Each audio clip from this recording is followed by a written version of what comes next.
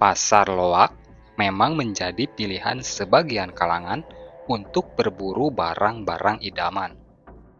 Tiada lain, tujuan mereka adalah agar bisa mendapatkan barang yang mereka perlukan dengan harga yang relatif lebih murah.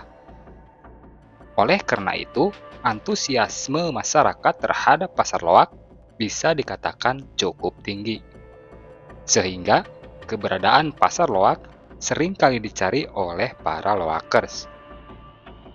Di pasar loak sendiri, banyak terdapat berbagai jenis barang dagangan, seperti peralatan rumah tangga bekas, pakaian bekas, alat-alat elektronik bekas, arloji bekas, hingga barang-barang bekas lainnya.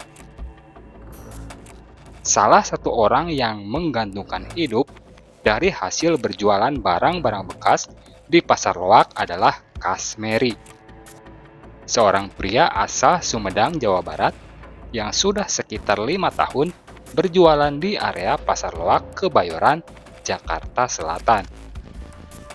Sehari-hari, ia beraktivitas di sana dengan berjualan arloji bekas seperti jam tangan, jam dinding, serta servis jam tangan. Bagi Kasmeri, pasar loak Kebayoran merupakan rumah keduanya, karena lebih dari separuh waktunya ia habiskan untuk beraktivitas di sana. Selama 5 tahun ke belakang, kehidupan Kasmeri bisa dikatakan mencukupi. Semua itu terpenuhi dari hasil berjualan jam tangan bekas di pasar loak. Tak dipungkiri, keuntungan dari hasil berjualan di pasar loak memang cukup menjanjikan. Apalagi Kasmeri bisa dikatakan sudah cukup mahir dalam segi marketing. Ia sudah memahami taksiran nilai beli, nilai jual, hingga segi keuntungan.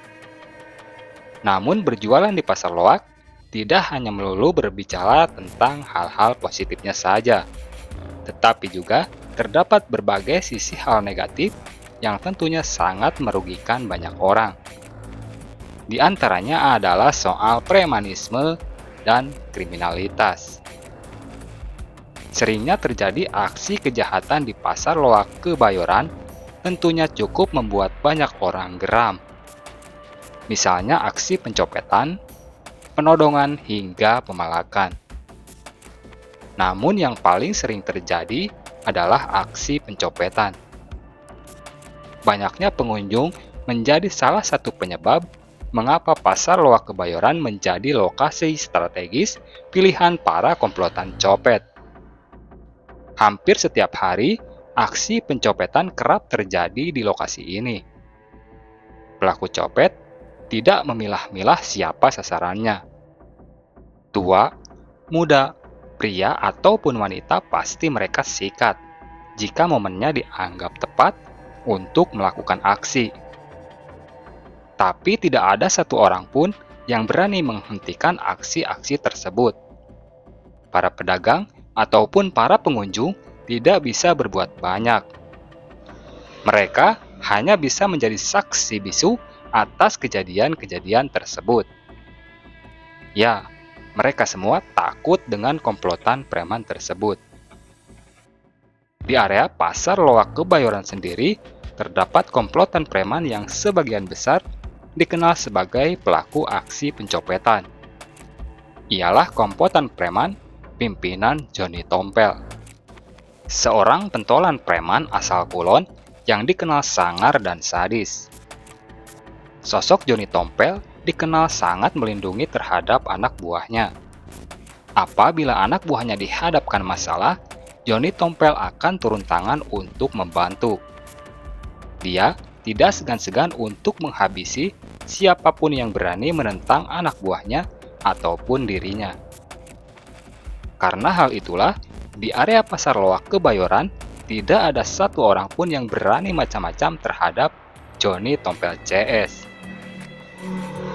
Konon, dahulu pernah ada beberapa orang yang mencoba untuk menantang dan mengambil alih kekuasaan Johnny Tompel. Namun, tidak ada satu orang pun yang berhasil.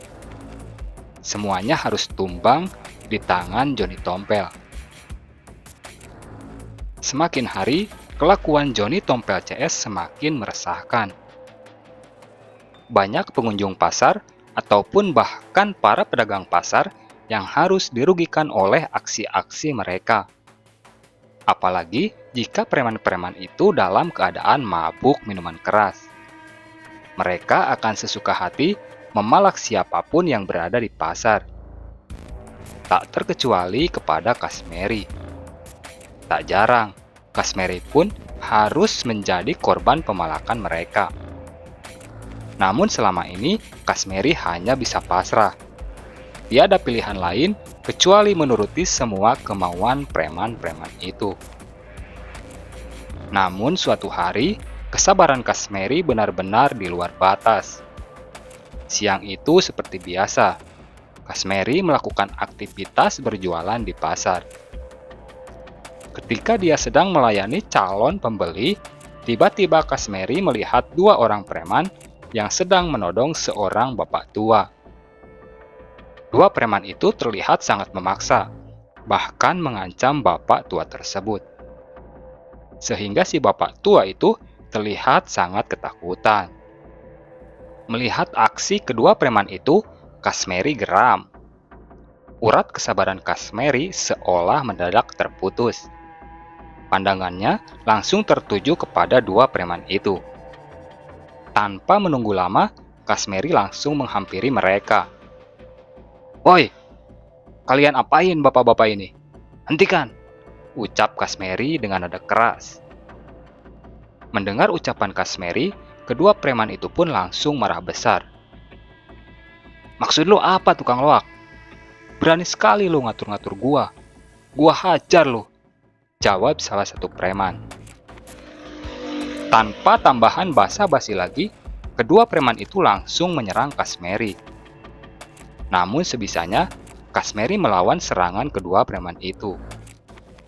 Di luar dugaan, walaupun tidak begitu lihai, ternyata Kazmerie pandai berkelahi. Hingga akhirnya, kedua preman itu berhasil dikalahkan Kazmerie. Dan kedua preman itu pun lari terbirit-birit. Namun tak lama berselang, 7 preman lainnya datang secara bersamaan. Dan salah satu di antaranya adalah Joni Tompel, si pentolan preman. Tanpa banyak cincong, Joni Tompel langsung berkata, "Woi bajingan, berani sekali lo menghajar anak buah gua. Lu bener-bener cari mati," ucap Joni Tompel dengan nada mengamuk. "Sudah sepantasnya mereka saya hajar. Selama ini saya diam saja. Tapi sekarang, kesabaran saya benar-benar sudah habis," jawab Kazmerie dengan tegang. Setelah itu, Joni Tompel langsung berkata kepada anak buahnya, "Kalian semua diam. Awas, jangan ada satupun yang ikut campur. Biar gua sendiri langsung yang habisin si songong ini. 1 lawan 1. Lantas Joni Tompel langsung memasang kuda-kuda menyerang Kazmerie. Mereka pun akhirnya berduel. Serangan demi serangan dilakukan oleh Joni Tompel.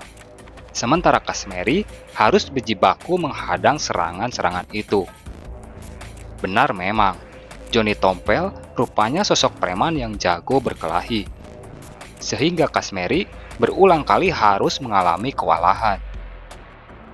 Melihat kondisinya yang semakin tertekan, secara spontan Kazmerie langsung mengambil balok kayu yang tepat berada di belakang dirinya. Kemudian dengan sekuat tenaga, dihantamkannya tepat ke bagian kepala Joni Tompel. Bruk!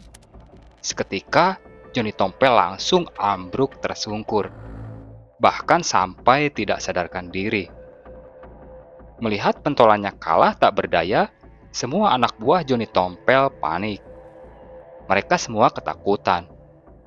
Lantas Kazmerie pun berkata, "Ayo, kalian semua maju, biar ku habisi sekalian," ucap Kazmerie. Namun preman-preman itu bukannya maju, melainkan lari terbirit-birit.